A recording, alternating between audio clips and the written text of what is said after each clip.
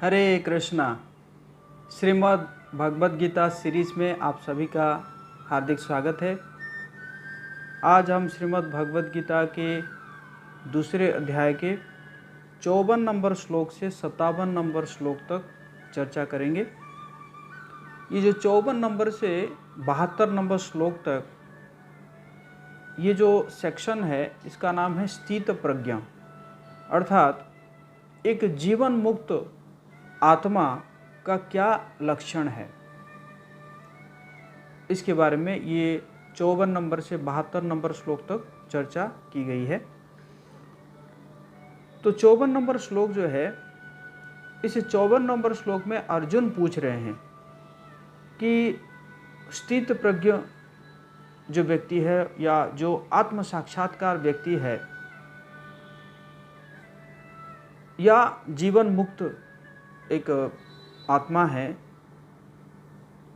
या आप कह सकते हैं कि जो कि समाधि में है, कृष्ण भावनामृत में समाधि में है, उसका क्या लक्षण है। तो इस प्रकार ये प्रश्न है अर्जुन का, हम पढ़ते हैं। अर्जुनोवाच स्थित प्रज्ञस्य का भाषा समाधिस्तस्य केशव स्थितधि किं प्रभासेत किमासीत व्रजेत किम। अर्जुन ने कहा, हे कृष्ण, आध्यात्म में लीन चेतना वाले व्यक्ति अर्थात स्थित प्रज्ञों के क्या लक्षण है, वो कैसे बोलता है तथा उसकी भाषा क्या है, वो किस तरह बैठता है और चलता है। तो यहाँ पे देखा जाए तो 4 प्रश्न अर्जुन पूछ रहे हैं। एक तो है का भाषा। का भाषा का अर्थ है कि उसका जो स्वाभाविक लक्षण क्या है, एक स्थित प्रज्ञ का स्वाभाविक लक्षण क्या है। और किम प्रभासेत। किम प्रभासेत मतलब वो कैसे बोलते हैं या कैसे बोलता है। मतलब कहने का मतलब है कि कोई अगर उसको ब्लेम करता है या कोई उसको स्नेह देता है, कोई उसको अनादर करता है, तो वो कैसे एक्सटर्नली और इंटरनली वो कैसे रिएक्ट करता है, इसका मतलब है किम प्रभासेत। किम आसीत। किम आसीत मतलब कैसे वो बैठता है। कैसे बैठता है इसका मतलब ये है कि वो अपने इंद्रियों को, जो इंद्रिय भोग करने वाली जो वस्तुएं हैं, उन वस्तुओं से वो कैसे अपने आप को बचाता है या कैसा वो रिएक्ट करता है। अब और किम व्रजेत, कैसे चलता है। कैसे चलता है मतलब कि वो जो इंद्रिय भोग करने वाले वस्तु है उसको रिस्पॉन्ड कैसे करता है। पहले हुआ किम आशित का मतलब वो कैसे बचाता है, और चौथे क्वेश्चन में कह रहे हैं कि इंद्रिय भोग करने वाले वस्तु को वो कैसे रिस्पॉन्ड देता है। तो ये 4 क्वेश्चन पूछ रहे हैं अर्जुन भगवान कृष्ण से। तो श्रील प्रभुपाद जी कह रहे हैं कि कृष्ण सभी के तो वैसे लक्षण है, जैसे रोगियों का भी लक्षण है, कोई धनवान है उसका भी लक्षण है। तो उसी प्रकार जो कृष्ण की दिव्य चेतना से युक्त व्यक्ति भी अपने विशिष्ट लक्षणों से जाना जाते हैं,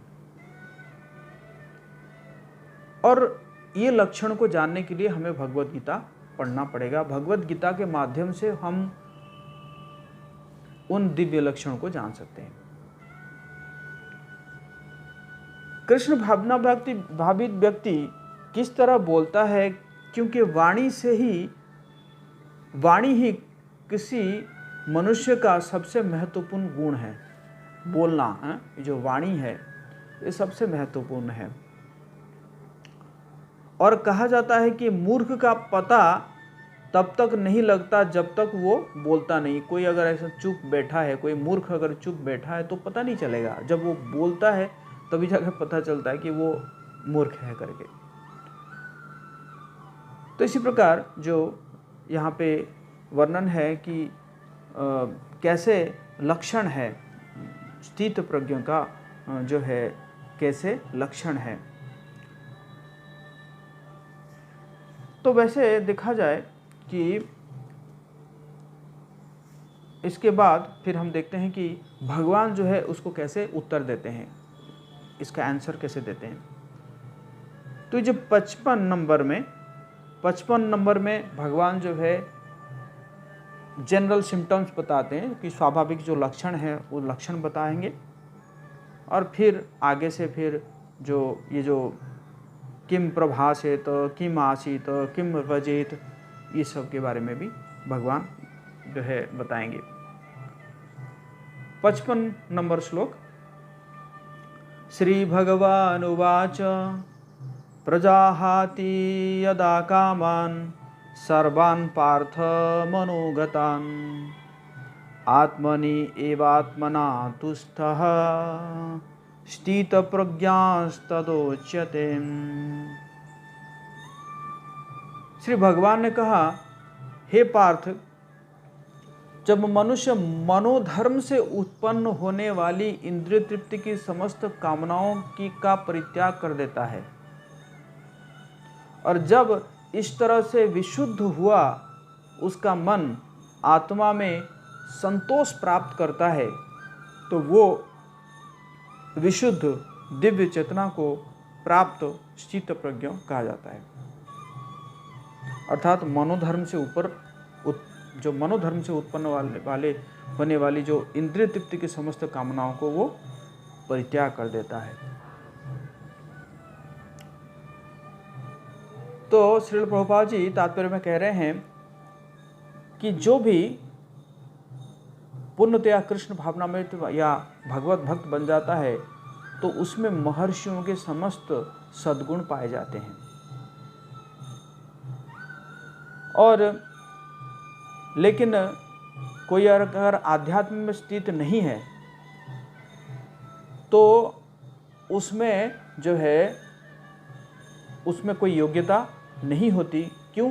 क्योंकि वो जो है अपने मनोधर्म पर ही आश्रित रहता है। मनोधर्म मतलब जो मन में आया, मेरे मत से तो आध्यात्म ऐसा है, मेरे मत में से तो ऐसे चलना चाहिए, अपना मत बनाता है।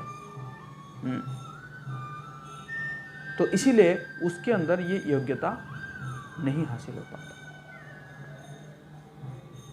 तो इसीलिए व्यक्ति को मनोधर्म द्वारा कल्पित सारी विषय वासनाओं को त्यागना होता है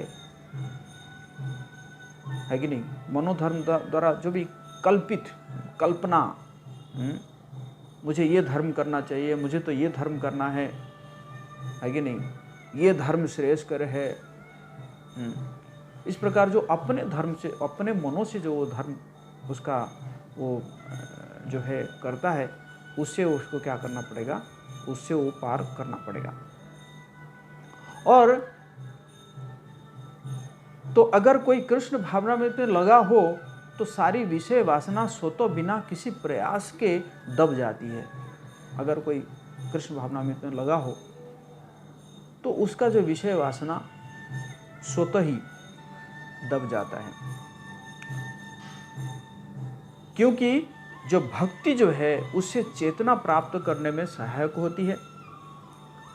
अत्यधिक उन्नत जीवात्मा अपने आप को परमेश्वर का शाश्वत दास मानकर आत्मतुष्ट रहता है, भगवान का दास मानकर आत्मतुष्ट रहता है।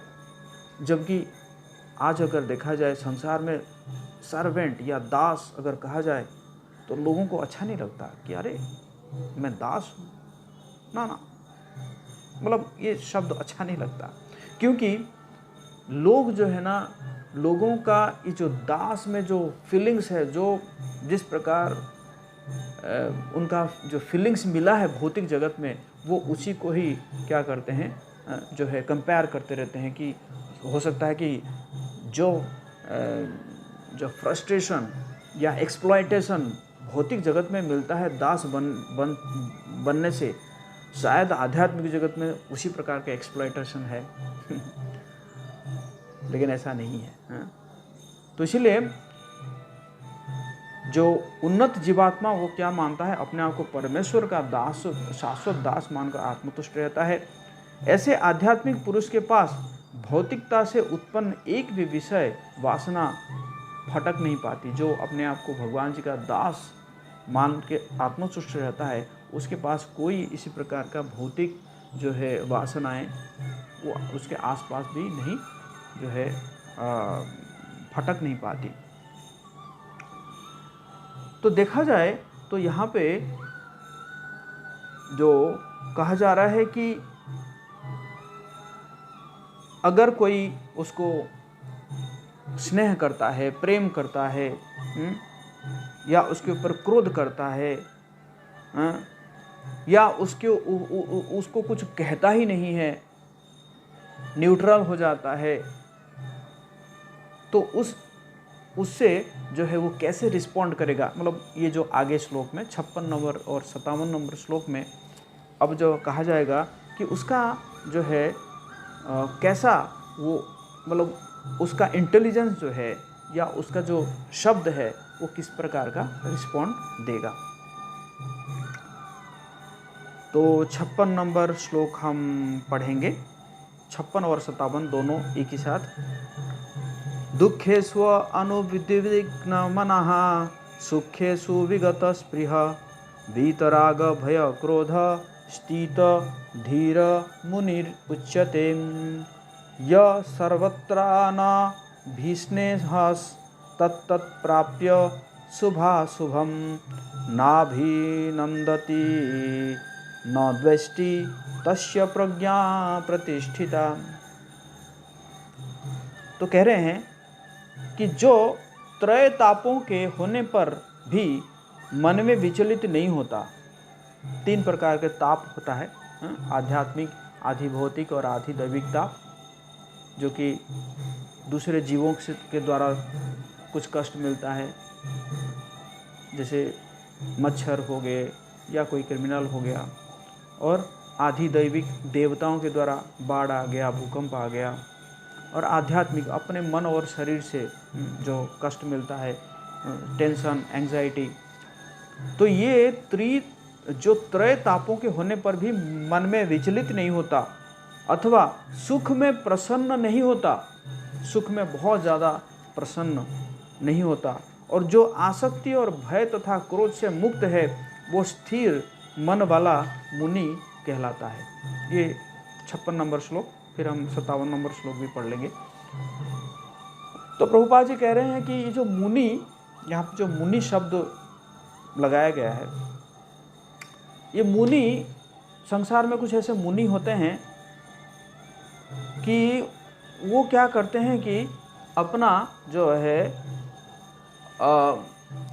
कुछ शुष्क चिंतन करते हैं, और उनका जो कुछ फिलोसफी होता है वो जरूर दूसरे मुनि से जो है अलग होना चाहिए, तभी वो मुनि कहलाएंगे। लेकिन प्रभुपाद जी कह रहे हैं कि यहाँ पे जो ये मुनि बताया गया है, ये मुनि ये सामान्य मुनि से भिन्न है। स्थितधि मुनि ये कौन है? ये हमेशा भगवान की भक्ति में लगे रहते हैं, और इनको जो है और कोई शुष्क चिंतन की जरूरत नहीं है, क्योंकि उन्होंने सभी चिंतन कर चुके होते हैं। वो प्रशांत निशेष मनोरथांतर कहलाता है, जिसने शुष्क चिंतन की अवस्था पार कर ली है और इस निष्कर्ष पर पहुंचा है कि भगवान श्री कृष्ण या वासुदेव ही सब कुछ है। अब क्या शुष्क चिंतन करना है, जब जो है वासुदेव सर्वमिति स महात्मा सुदुर्लभ, जब वासुदेव कृष्ण ही सभी कारणों का कारण है, अब क्या चिंतन करना है। तो इसीलिए ये जो मुनि है, ये तीनों तापों के संघात से तनिक भी विचलित नहीं होते, क्योंकि वो इन कष्टों को भगवत कृपा ही मान लेते हैं। अगर कोई कष्ट मिलता है तो उसको क्या सोचते हैं कि ये तो भगवत कृपा ही है। और बल्कि हमें तो अधिक कष्ट मिलना था, लेकिन बहुत कम कष्ट मिल रहा है, ये भी भगवान की कृपा से कम कष्ट मिल रहा है। और वो देखता है कि उसके सारे दुख भगवत कृपा से रंज मात्र हो रह जाते हैं, और जब वो सुखी होता है तो वो सुख के लिए वो अपने आप को अयोग्य मानकर उसका क्रेडिट भी भगवान जी को दे देता है, उसका श्रेय भी भगवान जी को दे देता है। अरे ये जो सुख मिल रहा है वो भगवान की कृपा है, मैं तो योग्य नहीं हूँ ये सुख प्राप्त करने के लिए। तो ये है असली मुनि। और भगवान की सेवा के लिए तो वो सदैव साहस करने के लिए सन्नद्ध रहता है, साहस रहता है भगवान की सेवा करने के लिए। जिस प्रकार हमारे श्रील प्रभुपाद जी 40 रुपए लेकर अमेरिका चले गए। साहस, ये साहस है। कोई जाएगा 40 रुपये जेब में, 40 रुपये का मतलब इवन 40,000 रुपये भी रह जाए फिर भी वो डरेगा कि 40,000 रुपये में मैं क्या करूँगा, ये तो एक दिन में भी मुझे लगता है कि ज़्यादा खर्चा हो जाएगा वहाँ पे। तो वो क्या है, वो साहस। और वो राग या विराग से प्रभावित नहीं होता। राग का अर्थ क्या है कि राग का अर्थ है इंद्रिय तृप्ति के लिए वस्तुओं को ग्रहण करना, और विराग का अर्थ है ऐसे अंतरीय आसक्ति का अभाव। मतलब उसको कोई आसक्ति नहीं है या कोई विरक्ति नहीं है। मतलब वो भगवान की सेवा के लिए सब कुछ व्यवहार कर सकता है कि नहीं। अगर लक्ष्मी उसके पास आ रहा है या पैसा आ रहा है, मनी आ रहा है, तो वो नहीं कहेगा नहीं मैं तो पैसों को टच नहीं करूँगा, मैं मुनि हूँ, मैं कैसे पैसों को टच कर सकूँ। नहीं, वो मनी को एक्सेप्ट करेगा, क्योंकि भगवान की सेवा करने के लिए।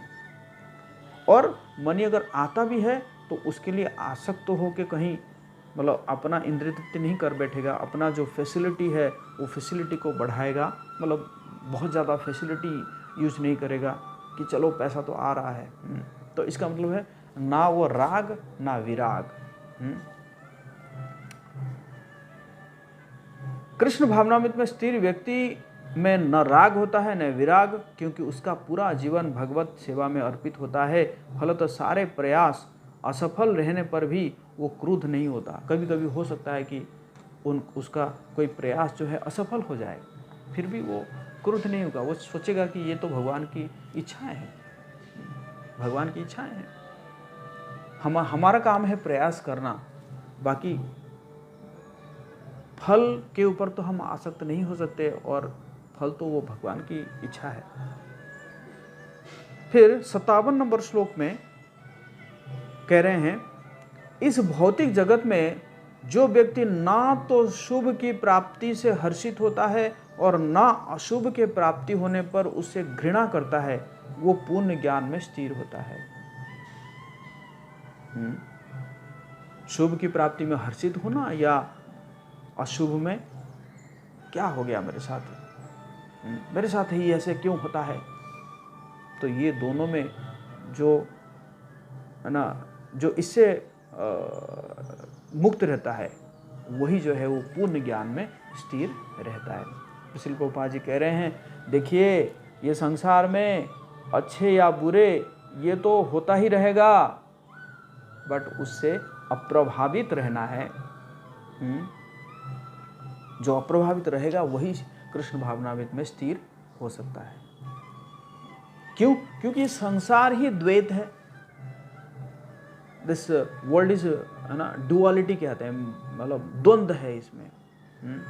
यहाँ पे सुख है तो दुख है, और हमेशा हम सुख की ही आशा नहीं कर सकते हैं, या हमेशा दुख भी नहीं रहेगा।